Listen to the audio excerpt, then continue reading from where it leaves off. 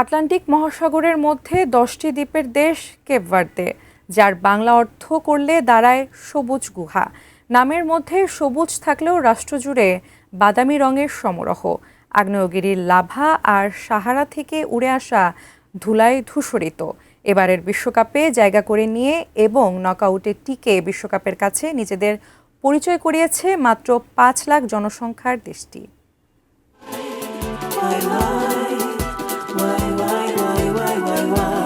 The greatest show on earth football বিশ্বকাপে অসাধারণ নৈপুণ্যে বিশ্বকে নিজের অস্তিত্ব জানান দিয়েছে আটলান্টিকের 10টি সোনালী তারা খচিত নীল রঙের জাতীয় পতাকার দেশ কেপ ভার্দে। পর্যটনকে শিল্প করে যারা গড়েছে অর্থনীতির ভিত।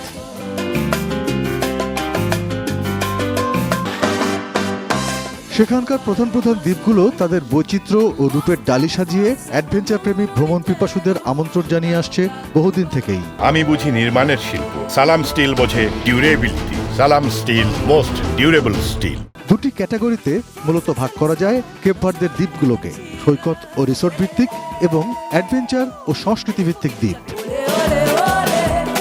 কেপ ভার্দের সবচেয়ে জনপ্রিয় পর্যটন দ্বীপ সাল। এখানকার শান্ত স্ফটিক স্বচ্ছ নীল সমুদ্র এবং মাইলের পর মাইল বিস্তৃত সোনালী বালির সৈকত বিশ্ববিখ্যাত। সার্ফিং ও ডাইভিং এর মতো ওয়াটার স্পোর্টসের জন্য আদর্শ এই দ্বীপটির লবণাক্ত হ্রদ পেদ্রা দ্য লুমেতে ভেসে থাকা যায় ডেড সির মতোই। শান্ত ও কোলাহলমুক্ত দ্বীপ বোয়া ভিস্তার সাদা বালির মরুভূমি মিশেছে অতলান্তের নীল জলরাশিতে। কোয়াড বাইকিং এবং স্কুবা ডাইভিং করে সামুদ্রিক কচ্ছপ দেখতে এখানে আসেন পর্যটকরা। দেশটির বৃহত্তম দ্বীপ সান্তিয়াগো, এখানেই রাজধানী প্রেয়া। ইউনেস্কোর ওয়ার্ল্ড হেরিটেজ সিদাদ দে ভেলহা বা প্রাচীন শহর এই দ্বীপেই অবস্থিত। 1497 সালে ভাস্কো দা গামা এবং 1498 সালে ক্রিস্টোফার কলম্বাস তাদের সমুদ্র অভিযানে এই বন্দরেই যাত্রা বিরতি করেছিলেন। সাও ভিসেন্তে দ্বীপটি কেপ ভার্দের সংস্কৃতি, সঙ্গীত এবং নাইট সাফারির জন্য বিখ্যাত। অন্যদিকে ঠিক তার পাশেই অবস্থিত সান্তো আন্তাও দ্বীপটি পাহাড়ি উপত্যকা ও হাইকিং বা ট্রেকিং প্রেমীদের জন্য এক স্বর্গরাজ্য। কেপ ভার্দের 10টি দ্বীপ আসলে দ্বীপ নয়, এগুলো আটলান্টিকের বুক চিরে উঠে আসা 10টি আগ্নেয়গিরি। এর মধ্যে সবচেয়ে সুউচ্চ এবং জীবন্ত আগ্নেয় শৃঙ্গটির নাম পিকো ডো ফিগো, অর্থাৎ আগুনের পাহাড়। এর নাম অনুসারেই ফোগো দ্বীপ। আগ্নেয়গিরির ছায়ের গাদায় আঙুর ফলান সেখানকার মানুষ। সেই আঙুরের রস থেকে উৎপাদিত ওয়াইন রপ্তানি করে আয় হয় বৈদেশিক মুদ্রা। বিশ্বে যার পরিচয় ওয়াইন অফ ফায়ার নামে।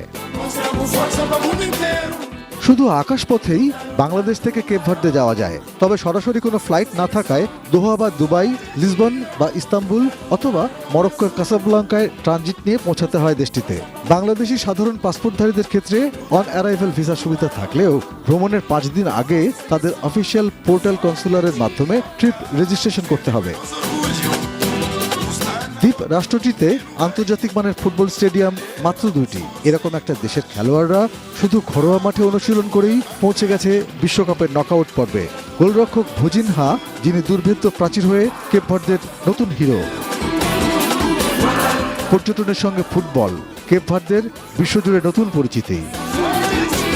অর্পণ Maitra, desk report, ATN news.